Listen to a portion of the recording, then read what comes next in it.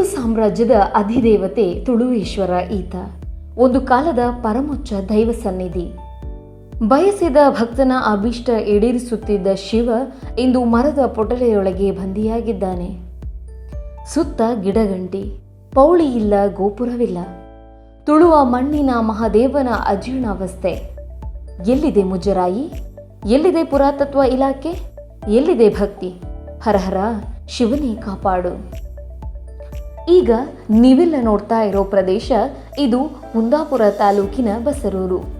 ಒಂದು ಸಮಯದಲ್ಲಿ ತುಳುನಾಡಿನ ಅನೇಕ ಪಾರ್ದನಗಳ ಪ್ರಕಾರ ತುಳುನಾಡು ಕುಂಬಳೆಯ ಚಂದ್ರಗಿರಿಯಿಂದ ಅಂಕೋಲದವರೆಗೆ ವ್ಯಾಪಿಸಿತು ಅನ್ನುವ ಮಾತಿದೆ. ಅದಕ್ಕೆ ಪೂರಕವೆಂಬಂತೆ ತುಳುನಾಡಿನಲ್ಲಿರುವ ಏಕೈಕ ತುಳುವೇಶ್ವರ ದೇವಸ್ಥಾನ.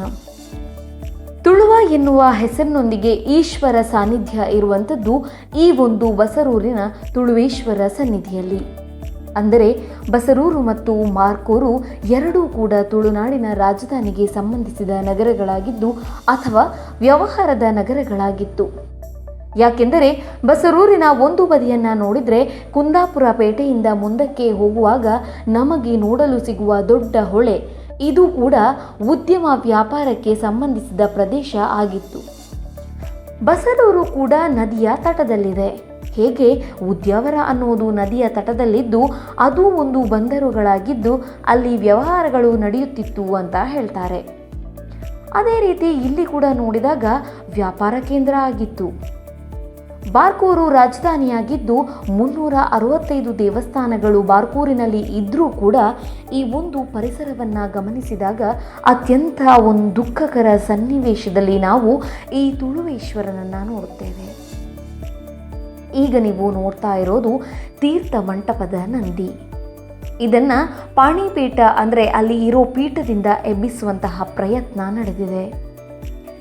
ಕೆಳಭಾಗವನ್ನು ನೋಡೋದಾದರೆ ಅದಕ್ಕೇನೋ ಕಬ್ಬಿಣ ಸಲಾಕೆಗಳನ್ನು ಹಾಕಿ ಎಬ್ಬಿಸುವ ಪ್ರಯತ್ನವನ್ನು ಈ ದೃಶ್ಯದಲ್ಲಿ ನೋಡಬಹುದು. ಈ ಒಂದು ತಳಭಾಗ ಸೆರೆ ಬಿಟ್ಟಿದೆ. ಇದು ಪೀಠ ಮತ್ತು ನಂದಿಯ ವಿಗ್ರಹದ ನಡುವೆ ಜಾಗವನ್ನು ನೋಡಿದಾಗ ಇದು ಕಳ್ಳಕಾಕರು ವಿಗ್ರಹದ ಅಡಿಯಲ್ಲಿ ನಿಧಿ ಇದೆ ಎಂದು ತಿಳಿದು ವಿಗ್ರಹವನ್ನು ಎಬ್ಬಿಸಲು ಮಾಡಿದ ಪ್ರಯತ್ನ ಎಂದು ತಿಳಿದು ಬರುತ್ತದೆ. ತೀರ್ಥ ಮಂಟಪದಲ್ಲಿ ನಂದಿ ಏನೇ ಆದರೂ ಶಾಂತ ರೀತಿಯಿಂದ ಇರೋದನ್ನು ನೋಡಿದಾಗ ಮನ ಮುದಗೊಳ್ಳುತ್ತದೆ. ಅತ್ಯಂತ ಸುಂದರವಾಗಿ ಕಡು ಶಿಲ್ಪದಿಂದ ಕೆತ್ತಿದಂತಹ ಮುಖ. ಆ ಮುಖವನ್ನು ನೋಡಿದರೆ ಗೊತ್ತಾಗುತ್ತೆ ಬಹಳಷ್ಟು ಶಾಂತ ರೀತಿಯಿಂದ ಈಶ್ವರನನ್ನೇ ನೋಡ್ತಾ ಇದ್ದಾನೆ ನಂದಿ. ಈಗ ತಾನೇ ಹುಟ್ಟಿದ ಕೆಲವು ದಿನಗಳ ಕರುವಿನಂತೆ ಭಾಸವಾಗ್ತಾ ಇದೆ. ಈಗ ತೋರಿಸ್ತಾ ಇರೋದು ಕಲ್ಲಿನಿಂದ ಮಾಡಿದಂತಹ ದೇವರ ಬಾಗಿಲು. ಆದರೆ ಇಷ್ಟು ವರ್ಷಕ್ಕೆ ನಮ್ಮ ಭಾಗ್ಯವೋ ಸುಯೋಗವೋ ಇಷ್ಟಾದರೂ ನೋಡಲಿಕ್ಕೆ ಸಿಗ್ತಾ ಇದೆಯಲ್ಲ ಅನ್ನುವ ಭಾವ ವ್ಯಕ್ತವಾಗ್ತದೆ. ಇದನ್ನು ನೋಡ್ತಾ ಒಳಗೆ ಹೋದಾಗ ಮುಖ್ಯ ದ್ವಾರದಿಂದ ಹೋಗಲು ಅಸಾಧ್ಯ. ಯಾಕೆಂದರೆ ತುಂಬ ಜಾರುವ ಸ್ಥಳವಾದ್ದರಿಂದ ಗೋಡೆಯ ಬದಿಯಿಂದ ನಾವು ಒಳಗೆ ಹೋಗಬೇಕು. ಇಲ್ಲಿ ನೀವು ಎಂದೆಂದೂ ಕೇಳರಿಯದ ಕಂಡರಿಯದ ದೃಶ್ಯ ಕಾಣೋಕೆ ಸಾಧ್ಯ. ಯಾಕೆಂದರೆ ಇಲ್ಲಿ ನಿಮಗೆ ಕಾಣಸಿಗುವುದು ಆಲದ ಮರ ಮಾತ್ರ. ಆದರೆ ಆಲದ ಮರದ ಒಳಗೆ ಅವಿತಿದ್ದಾನೆ ತುಳುವೇಶ್ವರ. ಲಿಂಗ ಸಾನ್ನಿಧ್ಯದಲ್ಲಿ ತುಳುನಾಡಿನ ಆರಾಧ್ಯ ಮೂರ್ತಿ ತುಳುವೇಶ್ವರ ಈ ಮರದ ಪೊಟರೆಯೊಳಗೆ ನೆಲೆ ನಿಂತಿದ್ದಾನೆ. ನೋಡಿ ಎಂತಹ ಸುಂದರವಾದ ಶಿವಲಿಂಗ.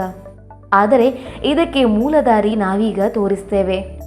ಈ ಮರದ ಖಾಲಿ ಪೊಟರೆಯೊಳಗಿಂದ ಹೋಗಬೇಕು.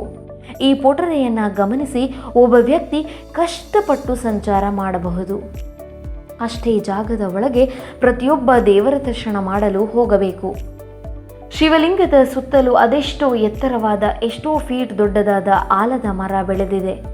ಈ ಆಲದ ಮರದ ಮಧ್ಯೆ ಇರುವಂತಹ ಪ್ರದೇಶದಲ್ಲಿ ಶಿವನು ಮೌನಿಯಾಗಿ ಇದ್ದಾನೆ. ಅಂದರೆ ತುಳುನಾಡಿನ ಆರಾಧ್ಯ ಮೂರ್ತಿಯಾಗಿದ್ದಂತಹ ತುಳುವೇಶ್ವರ ಅನ್ನೋ ಹೆಸರಿನ ಈ ಲಿಂಗ ಬಹುಶಃ ತುಳುನಾಡಿಗೆ ಸಂಬಂಧಪಟ್ಟ ತುಳುವೇಶ್ವರ ಆಗಿದೆ. ಯಾಕೆಂದರೆ ಯಾವುದೇ ರೀತಿಯ ಬೇರೆ ಕುರುಹುಗಳಿಲ್ಲ. ಇಲ್ಲಿ ಒಬ್ಬರು ದಿನನಿತ್ಯ ಪೂಜೆಯನ್ನು ಸಲ್ಲಿಸುತ್ತಿದ್ದಾರೆ. ಅದೇ ರೀತಿ ಬೇರೆ ಭಕ್ತಾದಿಗಳು ಬಂದು ಪೂಜೆ ಸಲ್ಲಿಸುತ್ತಿದ್ದಾರೆ. ಆದರೆ ಲಿಂಗವನ್ನು ನೋಡಿದಾಗ ಚಿಕ್ಕದಾಗಿ ನಿರ್ಮಿಸಿದ ದೇವಾಲಯದಲ್ಲಿ ಇರುವ ಲಿಂಗ ಅಲ್ಲ. ಯಾಕೆಂದರೆ ಲಿಂಗದ ಗಾತ್ರ ಅಷ್ಟೊಂದು ದೊಡ್ಡದಿದೆ. ಅದರ ಜೊತೆಗೆ ತೀರ್ಥ ಮಂಟಪದ ನಂದಿ ಕೂಡ ದೊಡ್ಡದಾಗಿದೆ.